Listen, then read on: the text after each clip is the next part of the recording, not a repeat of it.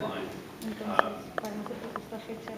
won't amount to anything. I don't think that TSA will stop accepting, New Hampshire driver's licenses because New Hampshire's congressional delegation will distribute what you've heard in the next state. Talking about TSA funding. I think I heard Mr. Meehan testify earlier this morning that the present deadline for states to be compliant with real ID is January 13th. Entonces la fecha actual para cumplir con los requerimientos de Your belief that that deadline will be extended again? I believe it will be, yes. Entonces dice que la van a posponer.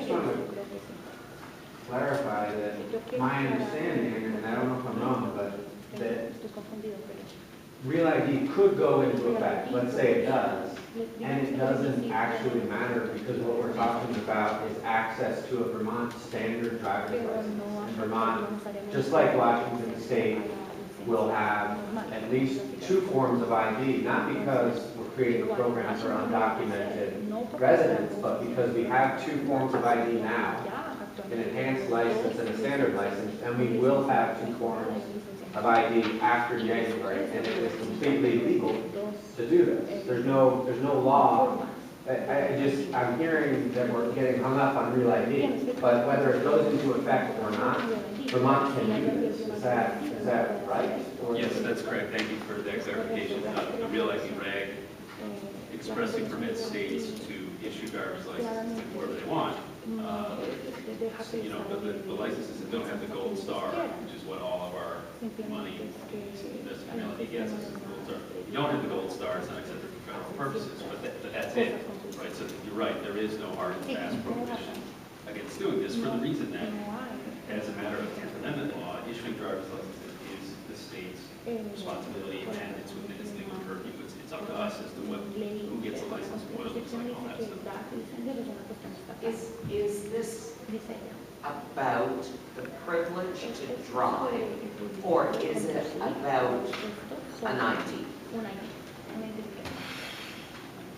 Well, I almost think at this point that's like a philosophical question. To us, we think it's about the right to drive. But we've seen over the last 50 years how driver's licenses started out as simply proof that you are allowed to operate your car on the road.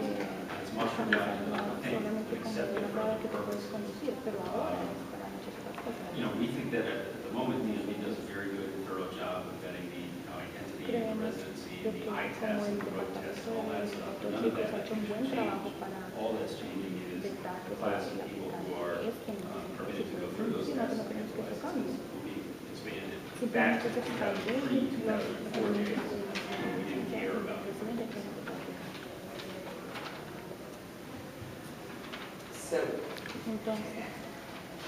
as far as ID for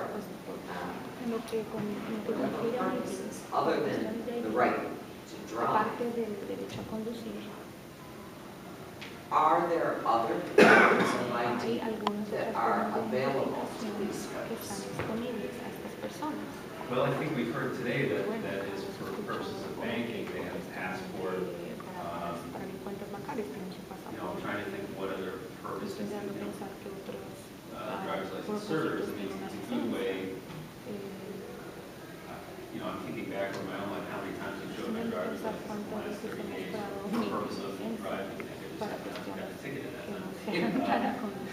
So, I don't really know. I mean, my suspicion is that if Vermont were to create this like parallel track issue, just like a driver privilege card, my suspicion is that as a matter of practicality within Vermont, that card would be accepted as ID beyond the purpose of driving, because that's kind of the way, that's what's happened to driver's license. So my suspicion is that that's what would happen with the driver privilege card. So I don't know that there's much meaningful difference. I look at it as sort of this chicken and egg situation. If folks are saying they need the driver license for ID because there's nothing else acceptable for ID, then how do we as a state, DMV, accept what nobody else will accept to verify it? Yeah, right. Well, I think that, you know, the ACLU comes at this from the perspective